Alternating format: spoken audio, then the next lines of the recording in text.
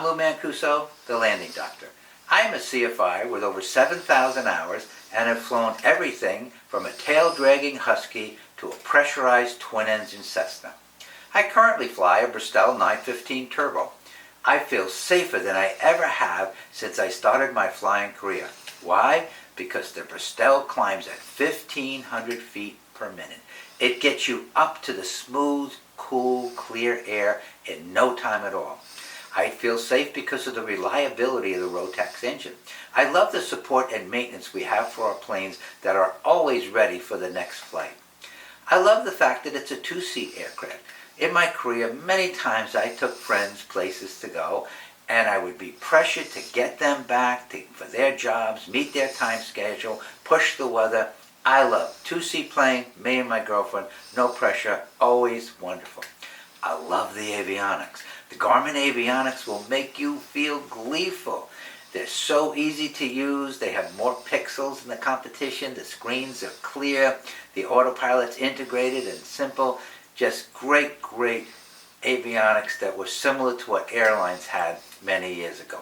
They have traffic and weather, ADS-B, in and out. The navigation programs are just so easy and intuitive to use, and they're just amazing. The other reason I feel safe in the Bristol is it has a slow 39-knot stall speed, meaning you can land it just about anywhere. I operate out of a little 2,000-foot grass runway close to my home, and I can fly it from New York to Florida non-stop if I choose and catch the right winds. But the fact that it has a 39-knot stall speed, if I did have some problem en route, which I fly high all the time, so I'd always have plenty of time if anything happened, but with a 39-knot stall speed, it can land just about anywhere safely with very little impact there. But with its reliability, I doubt that would ever happen. A little while ago, I made a video comparing the Cirrus SR20 to the Bristol 915. I had fun making it, and when I was done, I said, geez, I should take a look at the Cirrus's big brother, the SR22. So I took a look, did a little research, and when I checked the specs, I was so pleased to see there was something there to do another video comparing the SR22 to the Bristol 915. So let's take a look at the video, Bristol 915 Turbo versus the Cirrus SR22. Acquisition cost. A Cirrus SR22 is about $900,000. A Bristol 915 Turbo, modestly equipped, is about $350,000. If you want a four-seat plane, of course the Cirrus is clearly the better choice. If you want to cross the Rocky Mountain in Colorado at 14,000 feet, the Bristol 915 is clearly the better choice because it's still climbing at 1,000 feet a minute at 13,000 feet. If you want to fly above the haze and clouds in the clear, smooth air, the Bristol 915 Turbo gets you up there in no time at all. It climbs at 1,500 feet a minute and arrives at 12,500 feet in only 8 minutes. If you don't mind breathing some supplemental oxygen, the Bristol 915 Turbo will rapidly bring you to 17,500 feet, where you will occasionally see a 240-mile-an-hour ground speed. If this is something you want to experience, the Bristol 915 is clearly the better choice. I took a 915 up to 18,000 feet once and had an 80-mile-an-hour tailwind, and it had a 240-mile-an-hour ground speed. It was a hoot.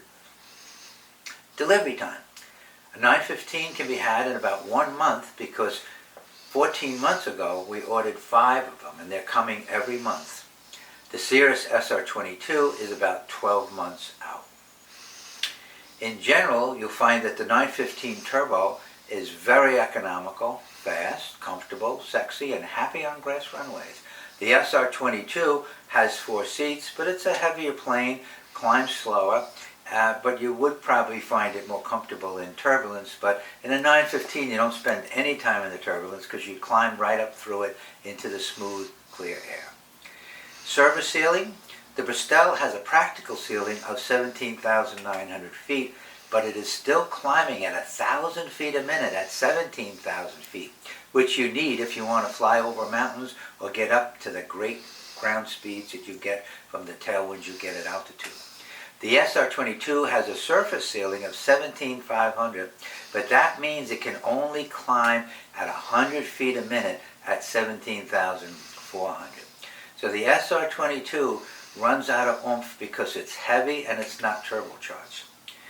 Other points of climb: in the Bristol 915 Turbo, you have a 141 horsepower Rotax engine, giving it 1,500 feet a minute climb all the way up to 18,000 feet, whereas the Cirrus SR-22 with the 310 horsepower Continental is only climbing at 1,270 feet per minute. How could this be? The Bristol 915 Turbo can outclimb a 310 horsepower plane with only 141 horsepower. The reason is the weight. The Bristol 915 has an empty weight of 850 pounds, the SR-22 2,300 pounds. The 915 weighs so much less, and that's how it gets such spectacular climb speed. As far as cruise speed goes, the Cirrus SR-22 will do 183 knots at probably 6,000 or 7,000 feet. But if you take that up to 12,000 or 15,000 feet, that airspeed will drop way down because it doesn't have the turbo. The 915 has 157 knot top cruise speed, but it will probably be faster than the SR-22 when flown up at 12.5, 15.5. So speed is probably comparable on these two planes. Endurance: both planes have approximately 8 hours of fuel, and both planes, when operated in the economy mode, will probably fly over 1,000 miles. So both planes have great endurance and great range. Performance-wise, again, when it comes to range, both planes will go over 1,000 miles. Now, if you're talking about climb over a 50-foot obstacle, that's another story. The 915 will clear a 50-foot obstacle in only 1,200 feet. The SR-22 takes almost 1,900 feet. Cabin width: both planes wide and comfortable, but the Bristol has the edge at a 51-inch wide cockpit on the Bristol, 49-inch wide on the Cirrus. Comfort: both planes are very comfortable, but if it's a hot summer day, you can taxi with the 915 with the canopy open and stay cool on the hottest summer day. Then if you want to fly up at 18,000 feet in the wintertime where it gets very cold, the canopy shuts tightly on a Bristol and the heater works great up there. So both planes, very comfortable. Some of the differences: a Bristol 915 can be flown without a medical, it's ASTM certified, and it can be flown IFR in IMC. The SR-22 requires a medical, it's FAA certified, but it also, of course, can be flown IFR and IMC. Parachute: the Bristol 915 is optional. In the Cirrus, it's mandatory. So why would the BRS recovery system be optional in the 915 Turbo? Well, here's why. The Bristol has a stall speed of only 39 knots, which means you could, in an event of an emergency, you could land the Bristol just about anywhere. And a plane that climbs so fast, you're going to fly high. Even on a short flight, you're going to go up to 10,000 feet. So altitude will be your friend, and if something happened with a 39 knot stall speed, you could land it just about anywhere. Is it really necessary to have the BRS? And we also do a pinch hitter course to teach a spouse how to make a safe landing. In a less than 10 hours, we can teach somebody how to make a controlled landing in a Bristol. The other thing about not having the BRS, you save 50 pounds of weight, enable you to carry more fuel, and a considerable amount of money. When it comes to economy, the 915 totally wins the prize here. Annuals, about $1,200. Cirrus annuals, $7,000. Fuel burn on a Bristol, as little as 4 gallons an hour of auto gas. Cirrus SR-22, 16 gallons an hour of 100 low lead. which has a questionable future. A Bristol, the owner can work on his own plane if he goes through a little course, and an A&P has to work on an SR-22. Starting, the Bristol, crack the throttle 3/4 of an inch, hit the starter, brum, starts every time, hot or cold. The SR-22 and that Continental 310 has been known to be very difficult to start when hot. General data. The Cirrus is bigger, longer, taller, which can be a factor when it comes to getting hangar space. The Bristol, with only a 27-foot wide wingspan versus the nearly 40-foot wide wingspan of an SR-22, the Bristol can fit in small economical hangars, or it can find a spot in a community hangar and takes up very little space. Empty weight we talked about. The Bristol achieves its superior climb because it weighs so light. And again, stall speed we talked about. We didn't talk about approach speed. You come in at 55 knots in a Bristol and 78 knots in an SR-22. So you can see, if you had to make an off-airport landing and you have to come in at about 80 knots, the energy at impact is going to be enormous. And in Bristol, you come in at 55 knots, 39 knots stall speed. Again, you can land it just about anywhere. Service ceiling, SR-22, 17,500 feet, which means at 17,400 feet, it's only climbing at 100 feet a minute. The Bristol is generally 17.9 in the POH, but at 17.8, you're still climbing at almost 1,000 feet a minute in the Bristol. So again, when it comes to flying high, the 915 is just amazing. The engine, the Bristol has a modern Rotax 141 horse turbocharged engine. The Cirrus has a Continental 310 horsepower engine, basically 50-year-old technology. The Continental does not have a turbocharger, the 310. It doesn't have an intercooler. It doesn't have an electronic control unit, and it's not water-cooled and air-cooled. So the Bristol 915 with the Rotax engine has a modern engine, the engine of today, not the engine of yesterday. Overhaul, TBO 1,200 on a 915, 2,000 in a Cirrus. But if you figure overhaul cost, it's double the cost to overhaul a Cirrus. So they're both about $17 an hour reserved for engine overhaul. Versatility. A 915 can be flown into small grass airports. Cirrus SR-22 is happy on long paved runways. But again, if you want to clear a 50-foot obstacle, the 915 is clearly your choice. Training. Bristols come with 5 hours of transition training, totally complimentary. Then we have a 10-hour course, which you just pay for the instructor. The Cirrus SR-22 has a 3-day training course that's almost $5,000 and a 5-day training course that's over $7,000. Operating expenses in general. The big thing is the fuel. The 915 burns about 7 gallons an hour, the SR2 16 gallons an hour. Your fuel cost is about $35 an hour in a Bristol 915 and about $112 in an SR22. If you flew 300 hours a year, your annual fuel cost would be just slightly over 10 grand in a Bristol, over 33,000 in the Cirrus SR22. Some of the other operating expenses you'd have, hangar would be about the same. Maintenance, far, far less. Maybe $2,000 a year in a 915, probably over $8,000 a year in an SR22. Reserve for chute expenses and rocket expenses add additional expense like operating a Cirrus. Engine overhaul reserves are about the same.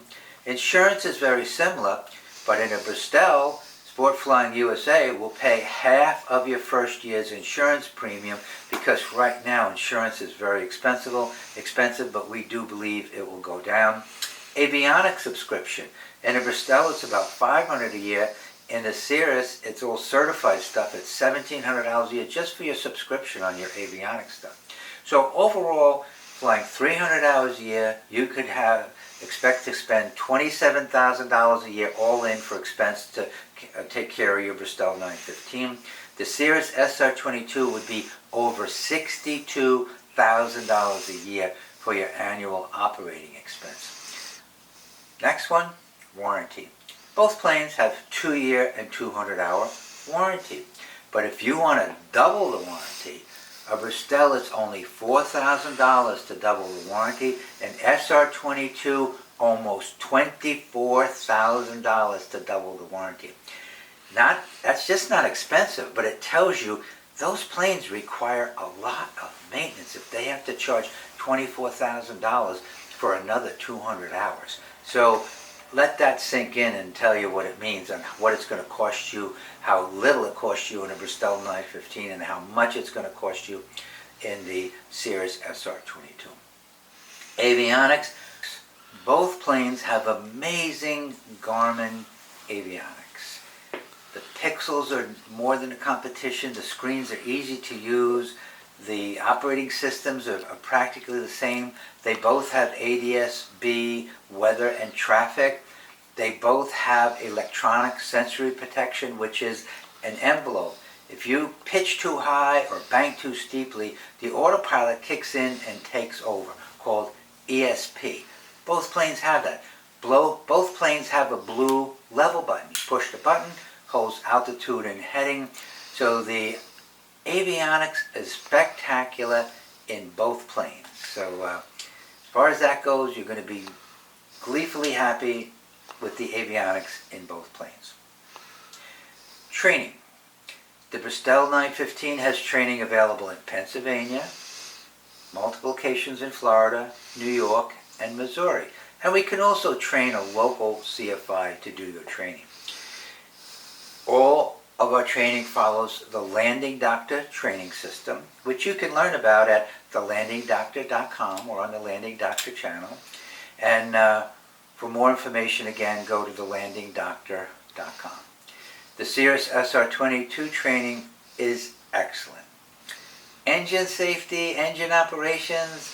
The Bristol 915 stays cool at altitude because it has an intercooler, an electronic control unit, and it's both water and air cooled. So the 915 runs nice and cool because of the features of the new modern engine. The SR22 relies on old technology, old magnetos, old alternators, and the Rotax is the modern engine. For example, the Continental gets its electric output from an alternator, which has an alternator bracket and an alternator belt, all which would fail. The Rotax gets its electronic power off a stator, which comes right off of the engine. For starting, the Continental has magnetos. The Bristol has electric starting packs. So, and the Bristol starts every single time, hot or cold, brum, right up. The Continental can be troublesome. So the Rotax is your modern engine, the Continental not so much. Service bulletins. Rotax, Bristol never had a service bulletin. Cirrus SR22 currently has a service bulletin in 2023 that applies to over 2,000 crankshafts. So Continental, not so sure about the service bulletins in the future. What are others saying about the SR22? While I was doing my research, I ran across a YouTube that says, "Why the Cirrus SR22 Will Fail," by Dwayne's Aviation. So it says the SR22 will fail, and here is why. You might want to take a look at that before you make your final decision. So that's Lou Mancuso, the Landing Doctor. You can reach us at BristolAircraft.com, Lou at BristolAircraft.com, Lou Mancuso at AOL.com, or you can feel free to call me on my personal line, 516-658-1847. So if you like this, please subscribe to our channel and give us a like. So that's Lou Mancuso. Happy flying.